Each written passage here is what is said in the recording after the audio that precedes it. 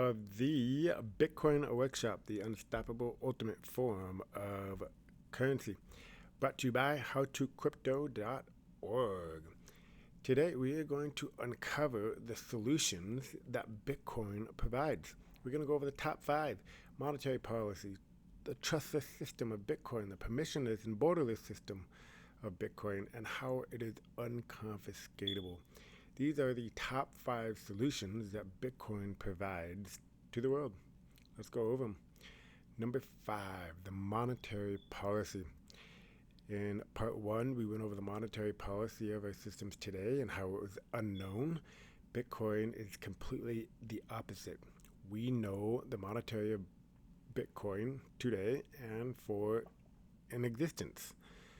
There are only 21 million coins of Bitcoin.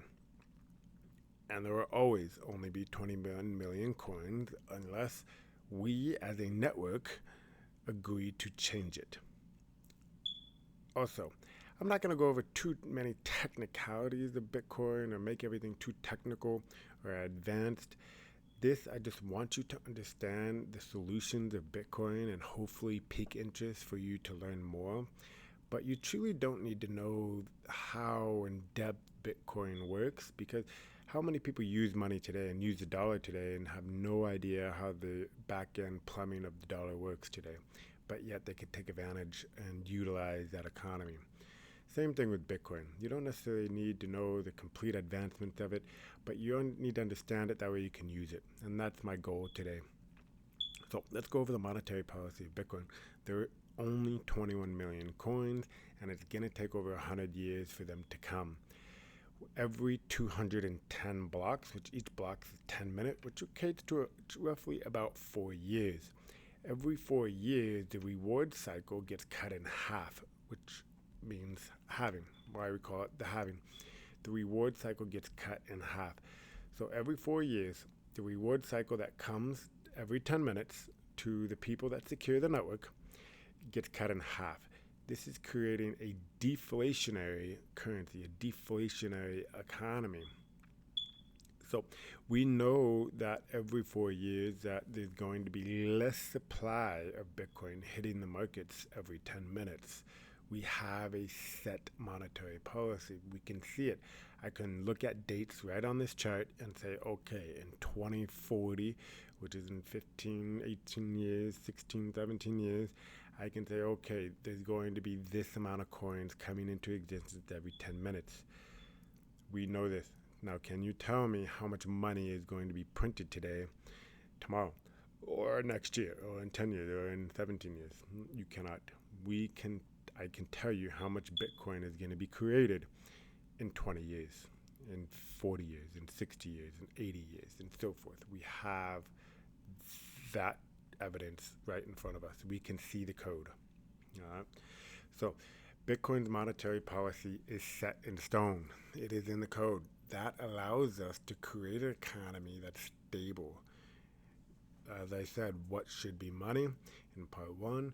Well, if let's just say you accumulate some good wealth, you had some good investments, you make a lot of money, you might want to save your money in a currency that's deflationary, that will carry its value as time goes on, and you know that it's not going to get inflated away. It creates a completely new economy, a completely new form of money, something that we're not used to today. Number 4, it is trustless. Trustless in what way? Trustless in a few ways. First off, we know, as I just said, nobody can create more coins. Nobody has access to create more coins. Nobody can change the supply if they want to change the supply. Nobody can just print Bitcoin if they want to print Bitcoin. Nobody can really change it or alter it.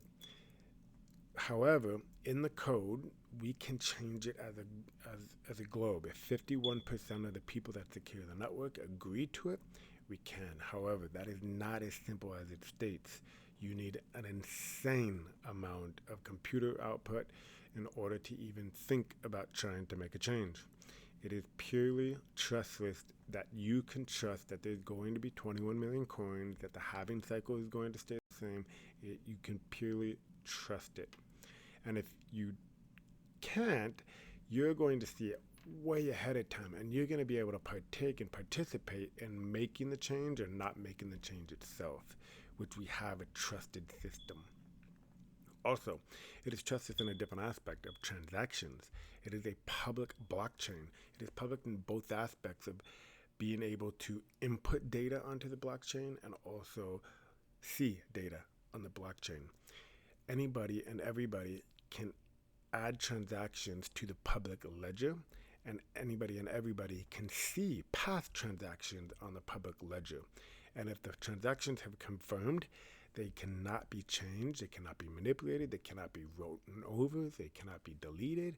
Whatever the history states on that blockchain, on that public ledger, you know that it is true. You know that it happened. It cannot be manipulated. It cannot be changed by anyone.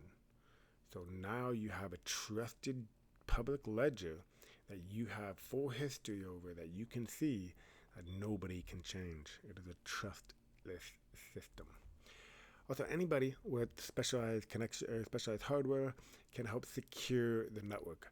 This creates a new economy for countries all around the world, which I stated one of the problems with gold is what happens when these smaller countries or other countries just don't have gold underneath their ground.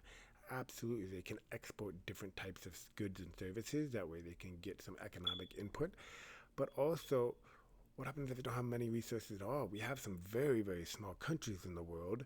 Well, now they can let's just say they have some clean energy. They can get some additional energy output, transfer it into Bitcoin, and help secure their Bitcoin network, and now they can bring imports into their country. So it creates a completely different global economy, which we're going to talk a little bit more about that in part 3 on the opportunities that Bitcoin provides. So let's go over number 3 is permissionless and censorship resistant.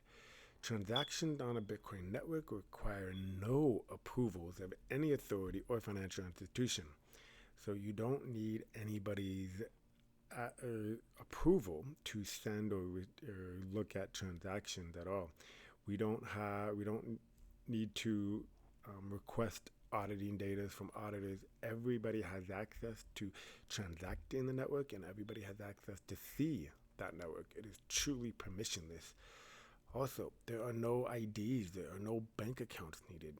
Anybody with a phone, anybody with internet access can download the wallet and partake in this public system. It is truly permissionless.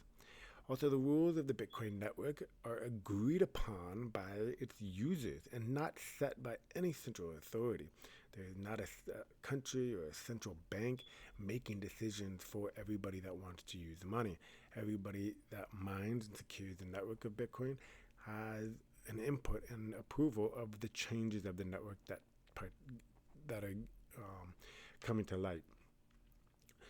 And another thing I already kind of stated, there's over 2 billion people without a bank account in the world today, and Bitcoin allows an opportunity for those people because you do not need an ID, you do not need a bank account. And if you don't have a bank account, you don't have access to all the institutional financial tools available with people that do. Well, now Bitcoin provides a solution for those people. They now can have access to liquidity in a global economy, which gives them access to the global economy that Bitcoin created. Number 2, it is borderless. What do you mean by borderless?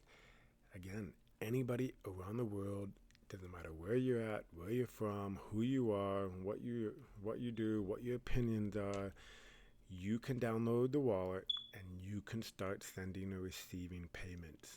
It is censorship resistant. Nobody can stop you from sending or receiving payments. It is purely open source. It is purely borderless. Also, another thing I like to note is Bitcoin was $2 billion moves for just 78 cents. This happened a few years ago, and I like to note it because you can transact billions of dollars across borders anywhere in the world in a few minutes. Now try doing that with gold. Try doing that with any other network.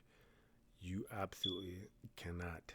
And try doing that with the confidence of knowing what you received, and what you received has liquidity in order to transact into something that you may or may not want, right? So we don't know who this transaction went to and was received by. We don't know anything of that sort. But the fact is that you can move an enormous amount of value for very, very cheaply and extremely fast in today's world versus other alternatives to money. And number one, unconfiscatable. If you've never heard the word, it's confiscatable, but it's non-confiscatable. It's unconfiscatable. It was a term coined by, I believe, Tony Bayes, and it is unconfiscatable. It creates an entire new world of money, and let's kind of go over it.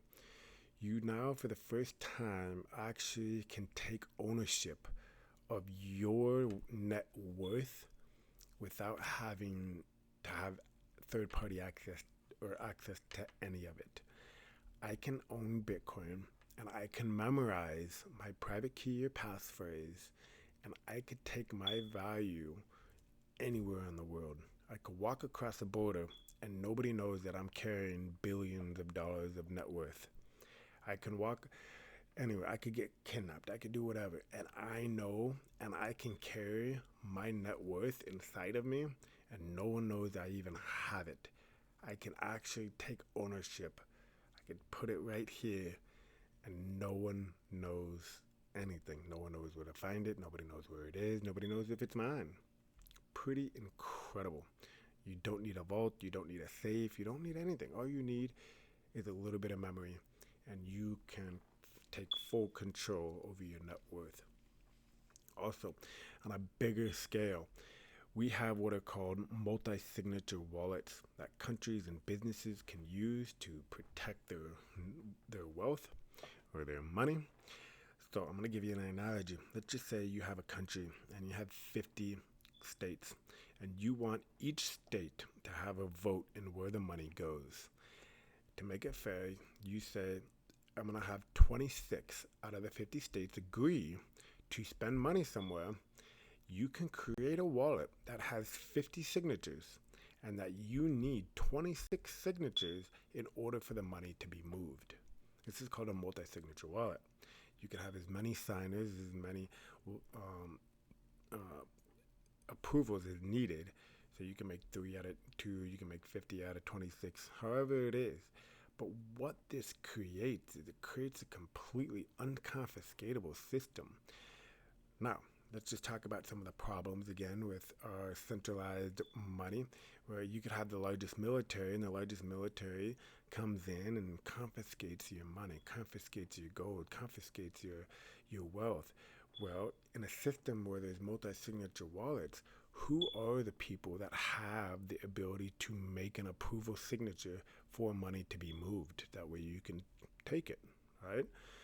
Well, you don't necessarily need to know who the 50 people are. You also don't know how those 50 people secured their passphrase.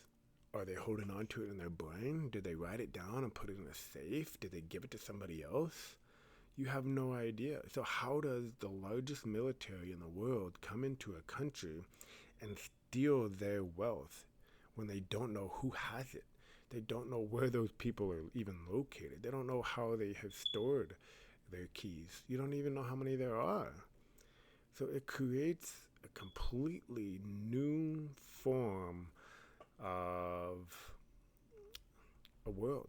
It creates a much safer world where you can feel safe. If your country is collecting wealth, you now can store it more safely, and you don't have to have the biggest army in the world to protect it. Completely change of money. And we're talking about money on a very big scale here. This might not tie into you there, but whatever the big scale happens, we have to follow that. And that's when we're going to start talking about the opportunities that are going to come. In part 3, we'll go over opportunities. So let's recap some of the solutions that we went over today. Bitcoin's monetary policy, we know what it is. We can plan for the future. It is a purely trustless system. We can trust the data in the history. We can trust who we're interacting with. We can trust that we know that it's going to have value in the future. We know there's only going to be 21 million coins. You can trust it. It is permissionless. Anybody can and utilize Bitcoin.